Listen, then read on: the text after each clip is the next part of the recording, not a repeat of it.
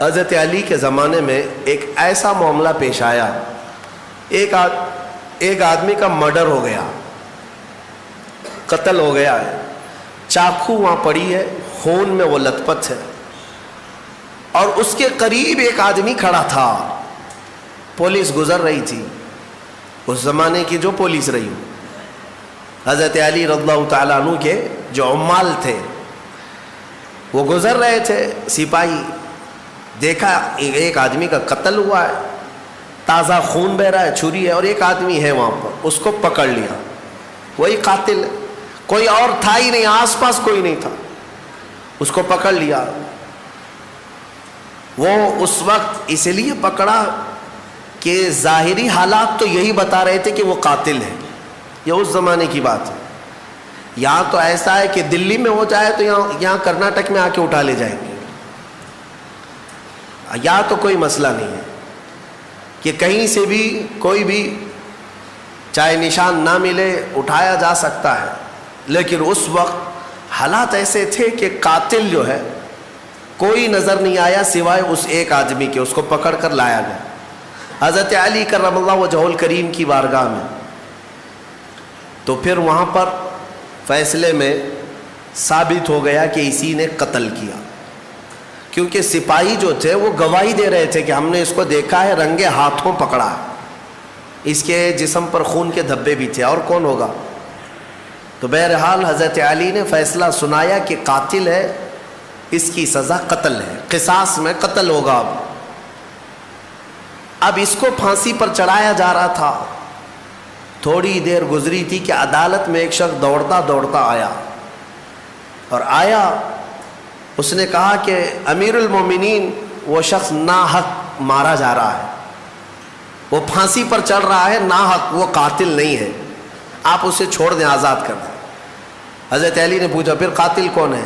اس نے کہا میں ہوں، میں نے قتل کیا، لیکن میں وہاں سے ایسے غائب ہو گیا تھا کہ یہ شخص موجود تھا، اس نے چھری بھی اٹھائی اور اس کے ہاتھ پیر خون سے لال بھی تھے، لیکن اصل میں مجرم ہوں، اسے چھوڑ دیں۔ مجھے اس پر ترس آ گیا کہ ناحق وہ مارا جا رہا ہے، اس لیے میں حاضر ہو گیا، اسے چھوڑ دیں۔ حضرت علی نے اسے چھوڑ دیا۔ اب جو اصلی قاتل تھا اسے پکڑا گیا، اس کو لایا گیا۔ اب ظاہر سی بات ہے، اب یہ اقبالی مجرم ہے، اقراری مجرم ہے، تو اس کو جب سزا سنائی جا رہی تھی تو حضرت امام حسن رضی اللہ تعالیٰ عنہ، حضرت علی کے صاحبزادے، عمر اس وقت جو بھی رہی وہ جوان تھے، آئے دربار میں، کہا کہ امیر المومنین اس شخص کو بھی آزاد کر دیجیے، اس شخص کو بھی آزاد کر دیجیے، آپ معاف کر دیجیے۔ کہا کیسے؟ ایک قاتل کو کیسے آزاد کیا جا سکتا ہے؟ تب حضرت امام حسن نے اسی آیت سے استدلال کیا، دلیل میں یہ آیت پیش کیا، ابا جان کیا ہم نے قرآن میں یہ نہیں پڑھا؟ اللہ تعالیٰ فرماتا ہے جس نے کسی ایک کا قتل کیا گویا کہ اس نے پوری انسانیت کا قتل کیا، تو قاتل کو سزا تو ہونی ہے، لیکن آگے رب نے یہ بھی فرمایا جس نے کسی ایک کو بچایا اس نے پوری انسانیت کو بچایا۔ اس ایک بندے نے ناحق مرنے والے کو بچا لیا، آپ کے ہاتھوں وہ پھانسی پر چڑھ جاتا، ناحق مرتا، اس کو اس نے بچایا، اس بچانے کی وجہ سے اس کو آپ آزاد کر دیں۔ فیصلے میں اس شخص کو آزاد کیا گیا۔ میرے عزیزوں، یہ آیت کریمہ سے میں یہ بتانا چاہوں گا کہ الحمدللہ اسلام نہ کبھی آتنک، نہ دہشت، نہ ٹیرر جیسے الفاظ کا اپیوگ کرتا ہے، استعمال کرتا ہے، اور نہ ہی ہم نے کبھی اپنی ڈکشنریوں میں اس کو دیکھا ہے۔ قتل اور ڈرانا دھمکانا یہ دنیا کے حصے میں ہے، اسلام کے دامن میں نہیں ہے۔ الحمدللہ یہ ہو کیا رہا ہے، ہمارے لوگ پڑھے لکھے کم ہیں، اور جو میڈیا بتا دے اس کو آمنا صدقنا کر جاتے ہیں، ہاں صبح سے شام تک یہ بھونک رہے ہیں صحیح ہوگا، دیکھ کر کے کچھ لوگوں کو ایسا لگنے لگا ہے کہ ہاں یہ صحیح ہوگا۔ ان کا کام یہ ہے کہ ایک جھوٹ کو 100 بار بولتے جائیں۔ میاں یہ میڈیا کب بکرے کو کتا بنائے اور کب کتے کو بلی بنائے تمہیں کچھ نہیں پتہ چلے گا، تم تو مانتے رہ جاؤ گے۔ آپ نے سنا ہوگا نا، ایک شخص بازار سے بکرا خریدا، 3 لوگوں نے طے کر لیا تھا کہ اس کو ہڑپنا ہے، لیکن پلاننگ کیسے کی تھی؟ 4 لوگ تھے، یہ چاروں ٹھگیوں نے برابر فاصلے پہ راستے میں کھڑے ہو گئے. بکرا خریدا ہے بیچارہ بھولا آدمی، لے جا رہا ہے گھر پہ. پہلا والا اس سے کہتا میاں کتا کتنے کا خریدے؟ جھگڑنے لگ گیا کہ بیوقوف ہے، کتا لگ رہا ہے تجھ کو، یہ بکرا ہے، مارکیٹ سے ابھی خرید لایا ہوں، آنکھیں ہیں یہ کیا ہے تیری؟ بہت جھگڑا کیا. بہرحال پہلا والا تو چلا گیا. آگے وہ چلا، تھوڑی دیر کے بعد راستے میں دوسرا والا تھا، وہ بھی انجان بن کے کھڑا تھا. گزرتے گزرتے اس نے کہا میاں کتا تو بڑا اچھا ہے تمہارا. سیم ورڈ، سیم وہی بات کہا. تو پھر اس کو غصہ آیا کہ بھائی یہ کتا کیوں کہہ رہے ہو، بکرا ہے. لیکن دل میں تھوڑا سا ہونے لگا، پہلا والا بھی بولا، اب یہ دوسرا والا بھی بولا. اس کے بعد پھر اس سے بھی تھوڑا تو جھگڑا ہوا، آگے بڑھا. تیسرا بھی برابر پوائنٹ پہ کھڑا تھا. ایک دوسرے کی کوئی شکل ملتی جلتی نہیں ہے، لباس نہیں ہے، راستہ الگ ہے. تیسرا بھی ملا اور کہا میاں کتا کتنے کا خریدے؟ بہت اچھا کتا ہے. اب اس کا شک بڑھ گیا، میری آنکھیں تو کہیں اندھی نہیں ہے، میں بکرا لایا تھا کہ کتا لایا؟ وہ ٹٹول کر کے دیکھنے لگا، کہیں دھوکہ مجھے تو نہیں ہو رہا ہے. ایسا کیسے ہو سکتا ہے کہ 3 لوگ وہ بھی راستے میں الگ الگ، سب کتا ہی بول رہے ہیں، بکرا نہیں کہہ رہے.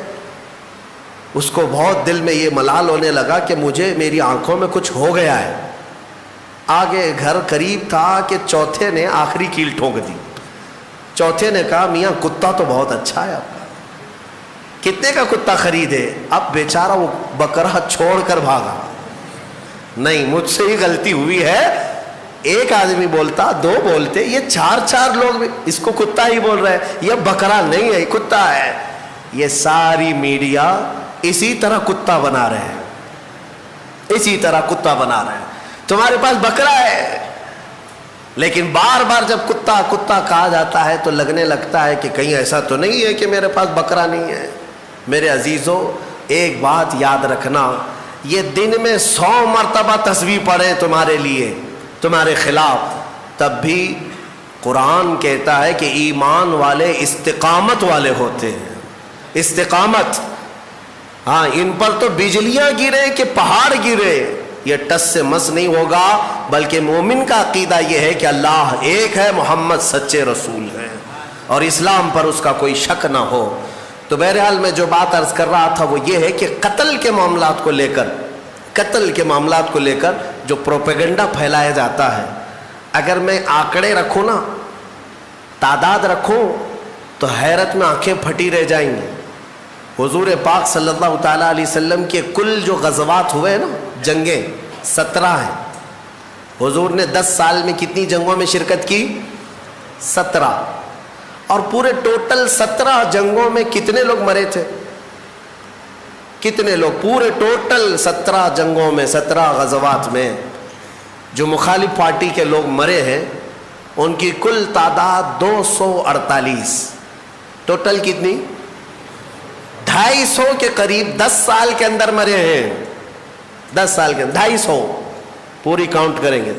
اب آؤ میں تمہیں بتاتا ہوں، یہ دنیا کو جو امن کا پاٹھ پڑھاتے ہیں، world war first, world war second, جو دنیا کی سب سے بڑی جنگیں ہوئی ہیں نا، دنیا کی جنگ عظیم، پہلی جنگ عظیم، دوسری جنگ عظیم، کتنے مارے گئے اس میں پتہ ہے آپ کو؟ ورلڈ وار فرسٹ جو 1920 کے قریب تھی، اس میں 3 کروڑ لوگ مارے گئے تھے، 3 کروڑ. اور ورلڈ وار سیکنڈ میں 5 کروڑ لوگ اتنے مارے گئے ہیں، اور یہاں 250. اور اسلام پھر بھی قتل والا ہے. انہوں نے لاشوں کے انبار لگا دیے پوری دنیا میں. آپ کو پتہ ہے آج صرف 10 سال ہونے کو آ گئے، ملک شام میں 8 لاکھ لوگ مارے جا چکے ان کی جنگوں میں. 8 لاکھ لوگ. عراق میں بھی وہی، یمن میں بھی وہی، افغانستان میں بھی وہی. پوری دنیا میں لاشوں کا انبار بچھایا ہے امریکہ نے اور اس کے اتحادی فوجوں نے. لیکن کبھی یہ نہیں کہا جاتا کہ وہ ٹیررسٹ ہیں، یہ نہیں کہا جاتا. یہ جہاں اترتے ہیں بموں سے مار مار کر پوری زمینوں کو بنجر کر ڈالتے ہیں۔ عراق میں اگر آپ کو جانا ہوگا، آپ دیکھنا 15-20 سال پہلے کی بات میں بتا رہا ہوں، ایک بڑا گراؤنڈ تھا، باغیچہ تھا، اور اب ہم وہاں جا کر دیکھتے ہیں تو پورا باغیچہ قبرستان ہے، پیر رکھنے کی جگہ نہیں، اتنی قبریں ہیں وہاں، پورا میدان قبروں سے بھر گیا ہے۔ نئے نئے میدان تو انہوں نے قبرستان میں بدل دیے۔ اے مسلمانوں ذرا مطالعہ کرو، دنیا یہی ٹھگی بنا رہی، یہ ٹھگی ہے، خود کا دامن ناپاک ہے، قتل سے ان کے خون، ان کے ہاتھ رنگے ہیں، لیکن دنیا اسلام کو اور مسلمانوں کو قاتل بتانے میں کوئی شوشہ نہیں چھوڑتی، کوئی شوشہ نہیں چھوڑتی۔ الحمدللہ یہاں دین اسلام میں جانوروں کو بھی مارنے کا حکم نہیں ہے۔